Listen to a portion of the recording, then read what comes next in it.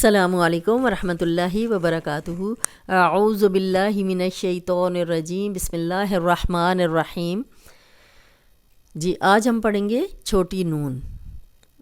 کہ چھوٹی نون جو ہے اس کا نام ہے نون قطنی، اور اس کو پڑھنے کی لکھنے کی صورت میں کیسے ہے، اور وقف کی صورت میں جب ہم اس پہ رکیں گے تو کیسے پڑھیں گے، اور جب ملا کے پڑھیں گے تو کیسے پڑھیں گے۔ قرآن مجید میں کبھی کبھار دو لفظوں کے درمیان ایک چھوٹی سی نون لکھی ہوتی ہے، ٹھیک ہے، یہاں پہ دیکھیں چھوٹی سی نون لکھی ہوئی ہے، تو اس میں خیال رکھنے کی صرف دو باتیں ہیں کہ اگر تو چھوٹی نون سے پہلے وقف کر لیا جائے، جیسے یہاں ہم رک گئے ہیں تو پھر اس کو نہیں پڑھا جاتا، پھر ہم اس کو نہیں پڑھیں گے۔ لیکن اگر ہم چلتے جا رہے ہیں، آیت پڑھ رہے ہیں، تو پھر یہ ملانے کی صورت میں یہ پڑھا جائے گا، جیسے لومزتی نلذی، ہم ایسے پڑھیں گے، اگر پڑھتے جائیں گے تو رک جائیں گے تو کیا کریں گے لومزہ، پھر یہ نون نہیں پڑھی جائے گی، یہ پھر اللہ زی سے ہم شروع کریں گے، جیسے یہاں پہ نون چھوٹی نون لکھی ہوئی ہے تو ہم رکیں گے تو ہم پڑھیں گے لومزہ لومزہ، لیکن اگر ہم پڑھتے جائیں گے تو پڑھیں گے لومزہ تین الذی لومزہ تین الذی، ایسے پڑھیں گے۔ فخورا الذین، اب یہ دیکھیں ملا کے ہم نے پڑھا ہے تو اس طرح پڑھا ہے، لیکن اگر ہم نے وقف کیا ہے فخورا تو وہ جو چھوٹی نون ہے وہ پڑھنے میں نہیں آئے گی، وقف کی صورت میں پڑھنے میں نہیں آئے گی۔ آگے ہم پھر حمزہ پہ زبر لگائیں گے، یہ حمزہ پہ زبر زیر پیش لگانے کا قاعدہ آپ پڑھ چکے ہیں، جب بھی خالی الف کے آگے لام ہوگا تو ہم زبر لگائیں گے، الذین سے ہم شروع کریں گے۔ لیکن اگر ہم پڑھتے جائیں گے، رکیں گے نہیں، تو ہم پڑھیں گے فخورا الذین، اس طرح پڑھیں گے۔ اب ہم رکنے کی صورت میں اور وقف کی صورت میں پڑھتے ہیں شہیدن الرجال، شہیدن الرجال، تو اب دیکھیں اگر ہم یہاں پہ رک گئے ہیں، آیت ختم ہو گئی ہے اور ہم رک گئے ہیں تو ہم پڑھیں گے شہیدہ، تو پھر یہ چھوٹی نون بھی ختم ہو جائے گی، پھر ہم پڑھیں گے الرجال، حمزہ پہ زبر لگائیں گے، اور یہ قاعدہ امید ہے آپ کو یاد ہوگا کہ خالی الف ہو اور آگے لام ہو تو ہمیشہ حمزہ پہ زبر لگتی ہے، اب را پہ شد ہے تو حمزہ کی زبر را سے ملے گی، الرجال۔ لیکن اگر ہم اس کو پڑھتے جا رہے ہیں، رکے نہیں ہیں، تو ہم پڑھیں گے شہیدن الرجال، چھوٹی نون کی زیر را سے ملے گی۔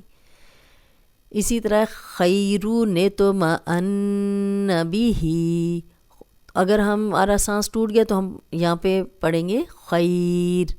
خیر، پھر ہم یہ نہیں پڑھیں گے خیرون یطمئن بہ قوما اتخذہا، اب قوما، اب آگے چھوٹی نون آ گئی ہے تو یہ الف نہیں پڑھا جائے گا، یہ الف بھی نہیں پڑھا جائے گا،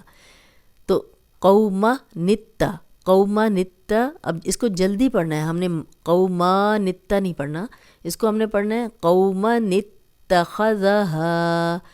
کیونکہ جب بھی چھوٹی نون ہوتی ہے اس کے پیچھے جو زبر ہوتی ہے اس کو فوراً ادا کرنا ہوتا ہے،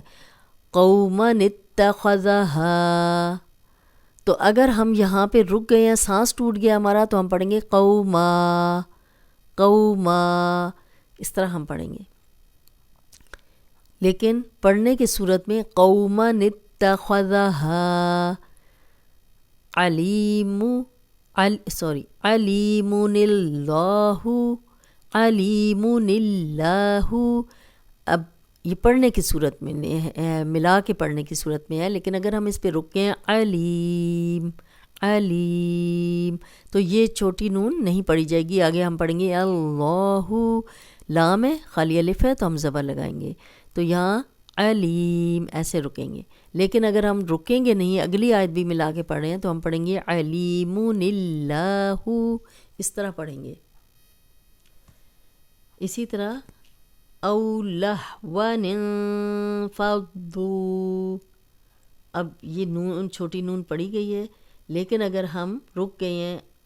او لہو، تو یہ الف تب پڑھا جائے گا جب ہمارا سانس ٹوٹے گا اور ہم یہاں پہ وقف کریں گے، تو ہم پڑھیں گے او لہو، پھر یہ نون نہیں پڑھا جائے گا، لیکن جب ہم ملا کے پڑھیں گے تو پھر یہ نون کو اتنی پڑھا جائے گا. او لہون فضو، یہ واو کی زبر اور پھر فوراً نون کی زیر کو نون سے ملنا، نون پہ لے کے جانا ہے. او لہون فضو. اسی طرح احد اگر ہم رک جائیں گے تو یہاں پہ تو ہم پڑھیں گے زیر زبر پیش پہ. جب ہم وقف کرتے ہیں تو ہم جزم لگاتے ہیں، تو ہم پڑھیں گے احد.